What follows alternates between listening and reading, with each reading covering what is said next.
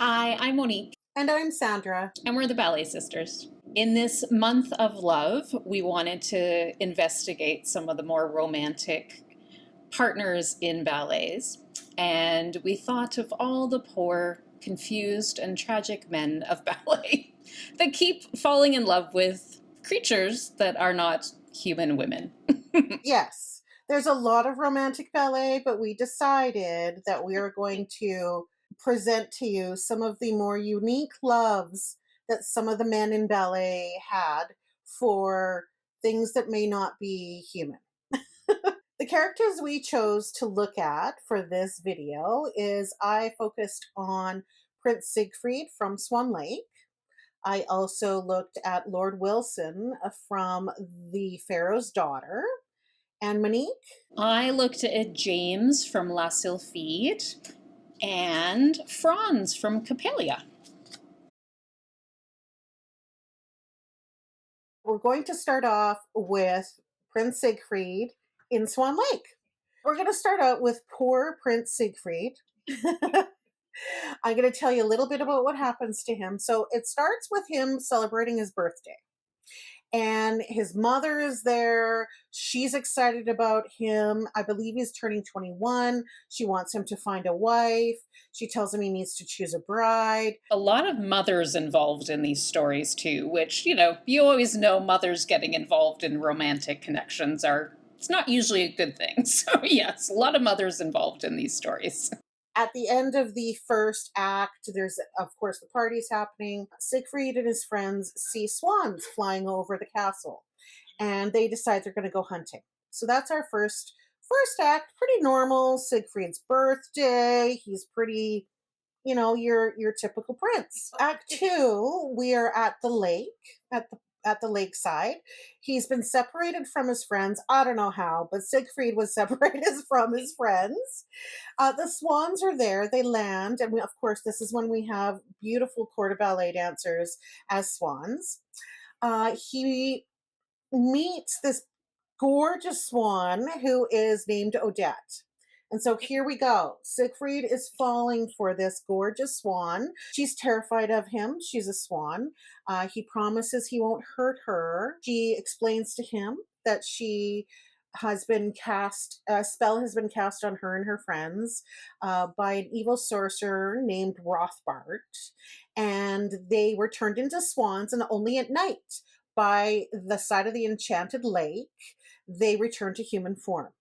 So he is falling in love with a swan slash enchanted spell. I don't know how to put it. Girl. Yeah. Rothbart suddenly appears. Siegfried threatens to kill him, but Odette intercedes because if Rothbart is killed, then she can't ever become a human all the time. She will stay as a swan. So dawn arrives. The evil spell draws Odette and her companions back to the lake.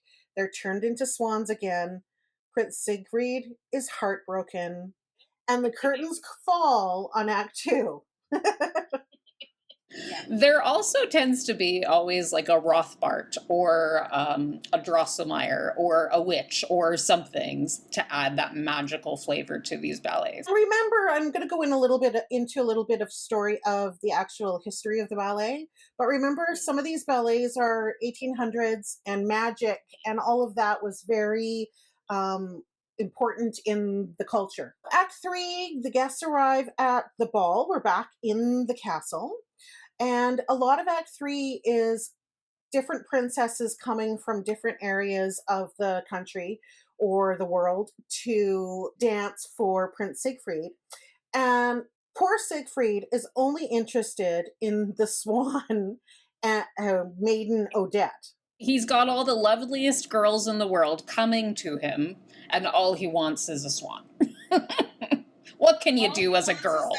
Rothbart comes to this party where there's quite a few solos done of all the different princesses that have come. So a lot of Act 3 is that. Rothbart arrives, and he arrives with his daughter, Odile, who looks a lot like Odette. And she is quite often in ballets called the Black Swan. Now, back in the day, Odette and Odile were danced by different ballerinas. Nowadays, almost always it's the same ballerina that does both parts. And that helps, I think, the audience to understand that the Black Swan slash Odile is trying to pull the wool over the eyes of Prince Siegfried. And her father, Rothbard, of course, trying to do that. All the other princes are trying to attract Prince Siegfried. He has only eyes for Odile because he thinks she is the swan. At one point, and this quite often happens in most versions of Swan Lake, Odette appears, the swan appears in a window, and she looks down and sees that her love, Prince Siegfried, is dancing with Odile. So she's heartbroken because she thinks this is such a ballet story, right? There's always the tragedy. They see something from in a window and it's like no communication. No speaking to each other, just one picture of somebody dancing with somebody, and it's tragic. Prince Siegfried proclaims to the court that he's chosen Odile to marry because he thinks she's Odette. After he proclaims this, Rothbard shows him in a magical vision that Odile is not Odette. And Rothbard is like, ha ha ha, I have caught you with my daughter. And that act ends with Prince Siegfried grief stricken that he's promised himself to Odile, and he hurries back to the lake because he knows now that Odette has figured out and seen him in the window. So Act 4 starts. Odette is distraught and she is with her swans. He arrives. Now, quite often Act 4 could be very different depending on which ballet company you're watching, which version and which choreographer. So it can end in many different ways. There's happy endings, there's sad endings, but generally the story goes, he returns to the lake, makes an apology to Odette. She forgives him, but his betrayal cannot be undone. Rather than remain a swan forever, she chooses to die. And then depending, they choose to die together, and some ballets show them both jump into the lake together. Sometimes Odette is the only one that jumps into the lake, and Siegfried is tragically left without his love. Or somehow the spell is broken and she becomes a maiden and they marry. This ballet is very popular. I think, I don't know, we should maybe talk about this one day, Monique, but what is it about Swan Lake that is so popular? What has made Swan Lake kind of the go-to ballet for non-ballet people? When people are not into the ballet world, if you say ballet production or ballet, Swan Lake is what they think about. So quick history lesson. Swan Lake premiered, world premiere in 1877 in Moscow at the Bolshoi Ballet. The ballet master, the choreographer, was Julius Reisinger. That is the story of Mr. Siegfried. It is a beautiful romantic ballet. Their first meeting at the lake in Act 2 is so romantic, so beautiful. The pas de deux is gorgeous. We were talking earlier about the Russians, the Vaganova technique. Really conducive to Swan Lake, the Vaganova technique compared to our good old English RAD. So yeah. So Sandra, on a scale of 1 to 5, where would you put Prince Siegfried on the confused scale? Well, I'm not going to put him fully confused because she is a maiden at one point. She turns into a swan, but then when he first meets her, she's a maiden. So not super confused. I'm going to give him like a 4. Now on 1 to 5 on the tragic scale. Full on 5. Yeah. Swan Lake is completely tragic. the combination of the confusion with Odile and the Black Swan and then at the end where depending on which ballet company you're looking at, there's the the ending of life and all of that tragic stuff. So definitely 5 for Prince Siegfried. Yeah. One of the ballets that I delved into a bit more was La Sylphide. The character of James is pretty much the main character, I would say, even more so than the Sylph. It was choreographed by Philippe Taglioni, who was Marie Taglioni's father, I believe. Marie Taglioni is a very famous ballet dancer from a long time ago, from the 1800s. It was also redone by the Royal Danish Ballet, and that's the version that we kind of think of as La Sylphide, and it was done by Auguste Bournonville. That's the Bournonville style, is very La Sylphide. So let's take ourselves to Scotland. Scotland, the Highlands, the Misty Meadows, was an exotic place in the 1830s when this ballet was created. The ballet starts with James. He's a farmer in Scotland. He is engaged to Effie, who he's known his whole life. He lives in a small little town. And he is having a little snooze in his armchair by the fire. And he dreams of a sylph. What is a sylph? A sylph is a mythological spirit of the air. So there's a lot of times in this ballet where James goes to catch the sylph and she kind of just disappears out of his hands. So that idea of her being made of air and he can't get her. The typical ethereal ballet feel, right? Yes, she's got little wings on her back. And I even compared her to, which I know Sandra loves this character, Tinkerbell. She is not Tinkerbell, but she has some of those kind of cheeky qualities that a fairy often has in certain parts of the ballet. So you can kind of think of her as a little mischievous, something like Tinkerbell, yes. So he meets this sylph, and of course, because he is a man and he is in a ballet, he falls in love with her instantly.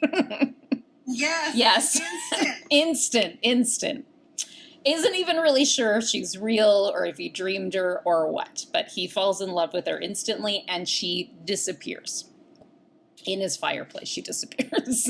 He tells his friend, his good friend, his best friend Gurn, he tells Gurn, I met this sylph and she's amazing and beautiful, and his BFF is like, no, you're getting married tomorrow. You have commitments to focus on. Oh, yeah. His friends are like, you dreamt that. That's not real. You have commitments. Come on, dude. So they tell him this. Now, a little foreshadowing that Gurn is so concerned about Effie. I'll say that. Ooh, drama. So that evening, they have a party. There's a party. They're getting married tomorrow. Big party. There's a local witch that appears, Madge the witch. Again, we always have a mysterious, mystical character. Here she is, the witch named Madge. And at first, James just wants her to leave the party. But all the girls at the party say, no, we want Madge to tell us our fortunes. Well, she tells fortunes, but she tells Effie that James does not love her anymore. He loves another. And, shocker, and another fortune is told that Effie and Gurn, the BFF, will become betrothed. So, nobody's happy about this. James is mad and he can't have everything he wants, essentially. Someone's onto him. So, he kicks her out of the party. Go away, witch. So then he kind of recommits to Effie. He dances with her and loves her through this kind of pas de deux.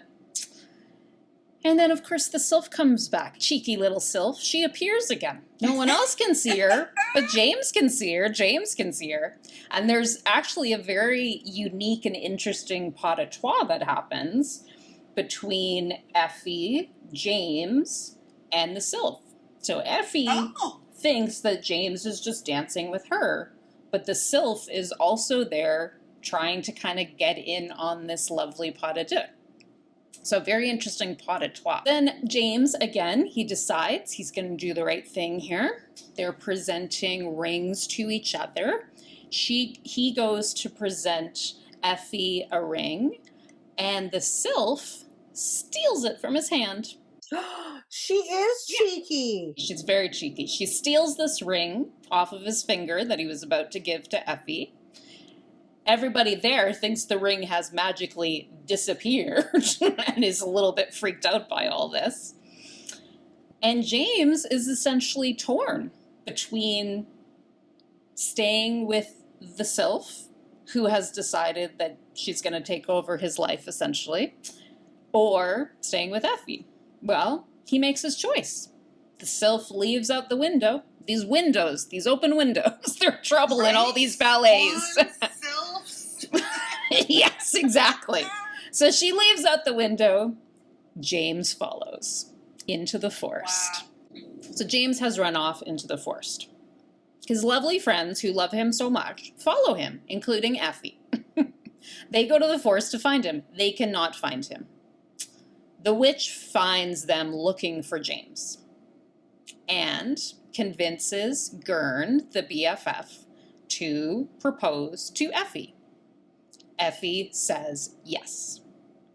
Effie says, I'm not dealing with this dude James anymore. I can't handle it. He's too, he can't communicate. He was running off into the forest. I need commitment. I need follow through. This is what the BFF gives her. And then the witch, Madge, she decides to give James this scarf to give to the sylph.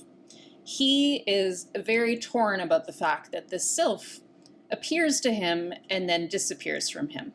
And he can't, again, I was saying, like, he can't catch her, he can't hold her, he can't be with her all the time. So, of course, he makes this deal with her, with the witch, that he will take this scarf, and this scarf will bind the sylph to him. So she can always be with him and she won't disappear anymore. Very manipulative. Very manipulative. James. Yes. Yes. So James is convinced by this witch to give her this scarf. He wraps it beautifully around her, like a shawl kind of around her arms, and it injures her and her wings fall off. Tragedy. She dies. James is verklempt.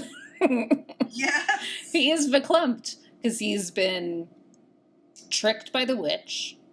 I don't think he really even knows if the sylph was ever real or not. And to kind of put the one more dagger in his heart, he lost Effie. And he hears and sees the wedding parade coming through with Effie and Gurn being in love. And there's tragic James all by himself because he couldn't decide between the love that he'd had his whole life or this new fancy thing, essentially. And he chose the new fancy thing and then got punished for it. There's so much moral to that story, and it actually, like, applies to real life now. Yeah. I like that idea that, like, he's choosing between kind of the thing he knows and the new thing, right? We all have these fantastical ideas of what if I did this? What if I did this? That's kind of the idea behind Sylphide. Is James is, he's torn between these two things. But he's torn between Effie, a normal, lovely girl, and a mystical being that he can't even touch. So, right.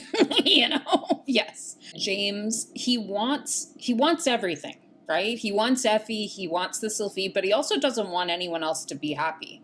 Because he also doesn't want Gurn and Effie to be together and all this kind of stuff, right? He wants it all.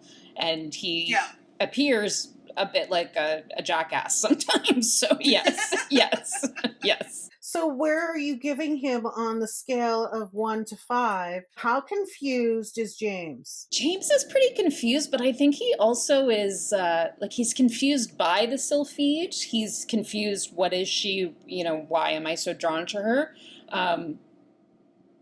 But he kind of knows what he's doing. Like, it's not like he's confused as to what she is, or, like he's making a choice that he wants to go after the sylph and leave Effie behind. True. Some of these other ballets, like, they think it's a different person, maybe with Odile and Odette, right? Yeah. But, like, James is purposely just blinders on about Effie, right? So, yeah. On the confused scale, I would give him maybe like a 3. I don't think he's very confused. How tragic is La Sylphide? It's pretty tragic. And like it's pretty like dramatic, this one, right? Some of them have a little bit more of like a comedy feel or whatever. Things are a little lighter. This is a pretty heavy one. Like, even though it seems kind of silly in a way, it's really portrayed as quite dramatic. James is quite dramatic. In the end, James loses everything. Yes, exactly. Yeah. So I'd give him a 5 on the tragic scale. He's pretty tragic at the end of the day. Yeah. Yes. Agreed. Mm-hmm. He's alone. Nobody loves him. His BFF is marrying his bride, and this mystical creature has disappeared from his life. So. The other ballet I looked at was called The Pharaoh's Daughter.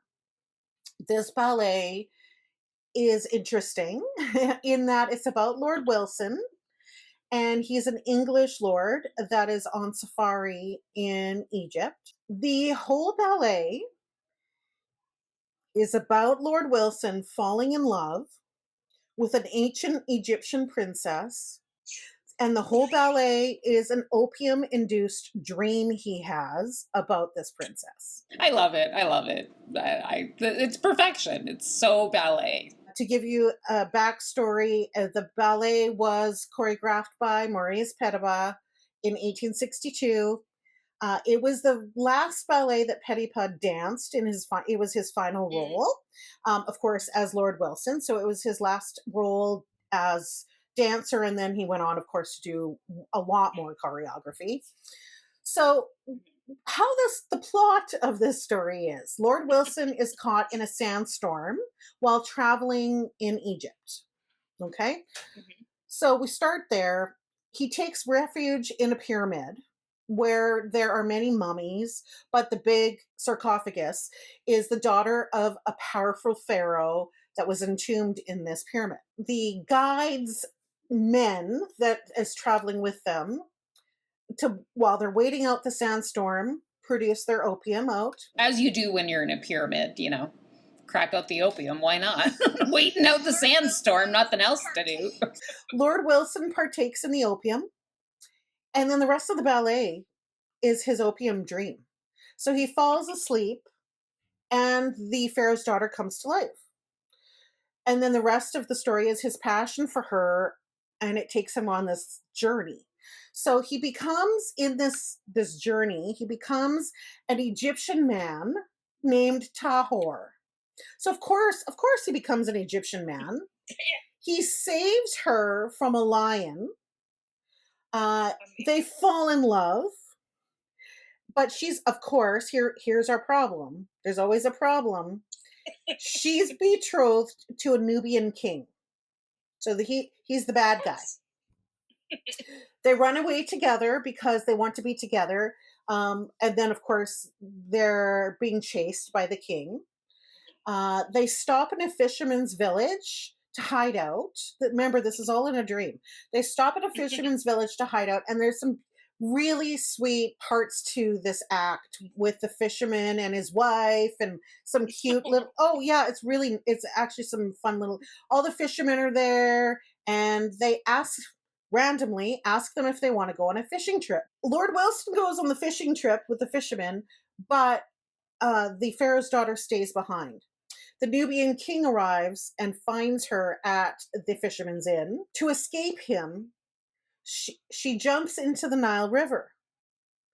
Mm-hmm. Then we have another act, which is this is so ballet. We have another act that all takes place completely at the bottom of the river. I knew you were going to say that. Like, it's underwater. We're in like Little Mermaid land all of a sudden. The spirit of the Nile is there. He summons the great rivers of the world to dance for her. So we've got like 2 or 3 solos of the great rivers of the world dancing for her. She's worried about her love. She asks the spirit of the Nile to go back to the land. She goes back to the land, and the Nubian king is there. The fishermen have arrived back with Tahor, or Lord Wilson, and he brings them back and tells the Pharaoh that Lord Wilson / Tahor had kidnapped the Pharaoh's daughter. So then he's in trouble. What he does is he tries to kill himself with a snake bite, which is, again, Romeo and Juliet. Like, what? People don't communicate. One thing goes wrong. So she says, if he's going to die, I'm going to die. The Pharaoh says, no, my daughter's not going to die. So fine, I'll let you marry Tahor and not the Nubian king. Just so everybody starts celebrating, just as they're about to get married, Lord Wilson wakes up from his opium stupor. And their safari starts again because the sandstorm is over. And the end of the ballet is Lord Wilson walking off the stage, looking back, remembering his amazing dream about a woman that really probably didn't even exist. Like, the Pharaoh's daughter was a long time ago. So yes, he's longing for that daughter that was all a dream. It's kind of a cool little ballet. It's very rarely done nowadays. It's only ever really done in Russia now, and the most recent production was the Mariinsky did it in 2023. And really outside of Russia, it hasn't been done since 2004 when the Bolshoi brought it to London. Poor Lord Wilson falling in love with a long gone Pharaoh's daughter, Egyptian woman. And the whole love story of that is interesting. What do you think, Monique? Yes. Yeah, it's funny that it was just like essentially tripping the whole time. Yes. But it was interesting. Like Sandra was saying, it was hard to find. Like there's not too many versions of it that you can find on YouTube and stuff to watch the ballet. But just her describing it, like a sandstorm, I'm like, how do they make a sandstorm in a ballet? Or how do they make, like you said, a lion? And I'm like, what is that like? So I'm interested to like go and watch it now, just because some of the kind of things you described, I was like, oh, I can't imagine that in a ballet. I've never seen something like that in a ballet. So it is unique in the sense that it's Egypt and it's, it's somewhere different than a lot of other ballets are where they're centered. So yeah. A lot of people make fun of how the ballets do the lion part because it's kind of like a puppet that comes from off stage. It's more like audio than actually seeing the lion. So what would you give Mr. Wilson for confusion, 1 to 5? Well, I would think if you're in an opium induced fantasy dream, you're pretty confused. I'm gonna go 5 on confused.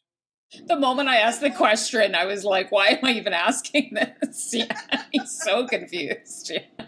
Yes. Tragic. What's your 1 to 5 on tragic? I don't feel it as tragic. Yeah, like a 3. Yeah, I think because like a lot of the other men in the ballets we're talking about or other ballets, it's like they're always betrothed to someone or it's the day before their wedding or something. This seems a bit more kind of a separate thing that happened to him, not like you don't have that conflict of him loving somebody else too, which is so a part of a lot of these other ballets. Yeah, it's a cute little ballet, and if you have a chance, anybody, there is a version from the Bolshoi Ballet. The full ballet is out there, the video to watch. So it's it's not a long ballet, so it's kind of interesting to watch, and it's different than most of the ballets that we know. In the description, I'll link some of the ballets, the full versions of the ballets that we found on YouTube, the ones that we watched specifically, so you can watch them too if you want. The next ballet I'm going to talk about is Coppelia. Another name for this ballet is The Girl with Enamel Eyes. Interesting. That gives away a lot, I think, yes. It was choreographed by Arthur Saint Leon in the 1870s, and the music is by Leo Delibes. So Coppelia. Let's set the scene again. We're in Austria. This is an Austrian village, not Scotland. So no plaid, but lots of cute little aprons and stuff like that. Yeah. Yes. So we're in a little village scene. Swanhilda appears. Swanhilda. Such a lovely character. She is confident and bright and spirited and funny. This is more of a comedy, Coppelia. We were talking about how last Sylphide was very tragic. This is a comedy. So she is in love with her fiance, Franz. Good old Franz. Yes. So Swanhilda leaves the little village square, and then we meet Franz. Franz comes out, and he is looking up at a window. Good old windows. Windows! Women in windows. So Franz is looking up at this window where Coppelia is sitting, a girl that he has fallen in love with from afar, because he only ever sees her sitting in this window. And he knows that Dr. Coppelius is this girl's father. That's all he kind of knows. Swanhilda knows that Franz is smitten with this girl in the window. She can see him. She appears on stage and sees him looking up at this girl. She's not so happy, but again, she's cheeky, she's bright, she knows what to do to get what she wants. So she's curious about who this Coppelia is, who this girl is that sits in the window all day and doesn't run around and do fun things like Swanhilda does, right? Why would you want to sit and read a book in a window all the time? So Dr. Coppelius is in the village square, and he drops his key to his house. Swanhilda notices. She scoops it up. She decides, I'm going to go in that house and figure out what's happening with this Coppelia girl. What's happening? So she does. Her and all her friends go off, and they break in to Dr. Coppelius's house. As you do. As you do when you're just a 1870s girl in Austria. Yes. Why not, right? Well, they discover all these lifelike, full-height dolls that Dr. Coppelius has created. They're mechanical dolls, and they figure out how to make these dolls come to life. And one of the dolls that is kept in a separate room that they go and discover is Coppelia. Coppelia is a doll. Coppelia is not a girl. Oh, Franz. Oh, Franz. Oh, Franz. Yeah. So, at the whole time this is happening, Franz, unbeknownst to Swanhilda, is scaling a ladder to climb in a Window! So Franz has decided he's going to go and meet his love. He is going to scale this ladder and go inside Dr. Coppelius's house and meet Coppelia. As this is all happening, Dr. Coppelius comes home. Swanhilda and her friends freak out. They go and hide. They go and hide.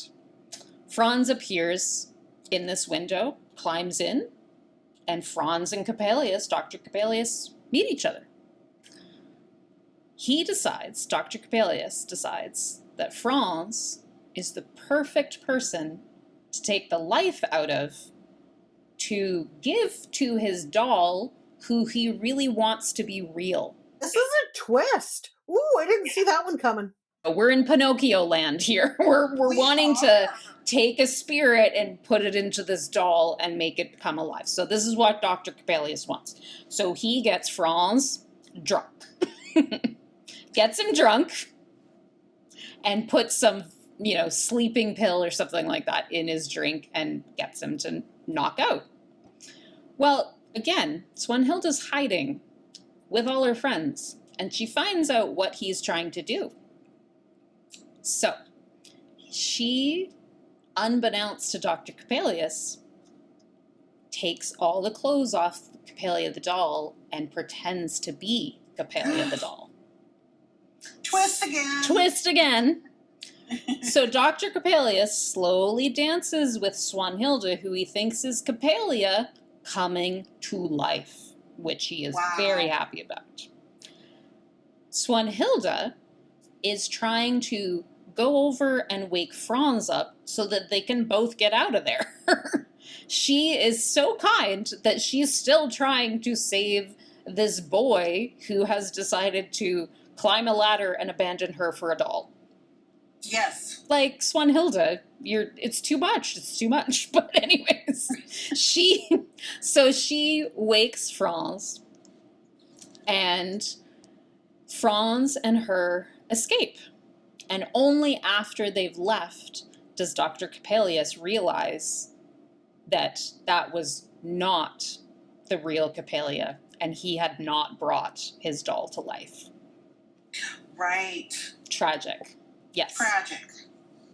So, Act 2. I'll be honest, not much happens in Act 2. It's a lot. Interesting. Yes. Franz essentially just realizes that Swanhilda is all the woman he needs. She is Coppelia, she is Swanhilda, she is all the woman of the world in one woman. Good job, Franz. Good job, Franz. And Franz and Swanhilda get married. That's about it. Dr. Coppelius is a sad man at the end.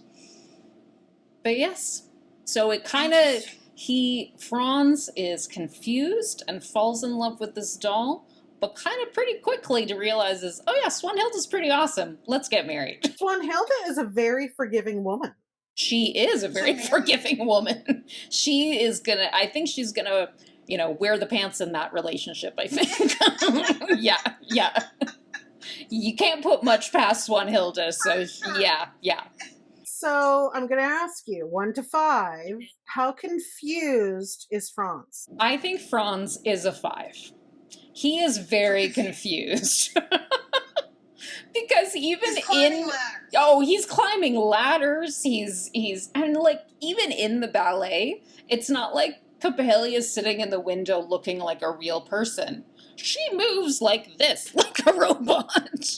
And she gives him a kiss like slowly, like this. And he is like swooning over her. So he's very confused. He's a 5. And then from 1 to 5, how tragic is Coppelia?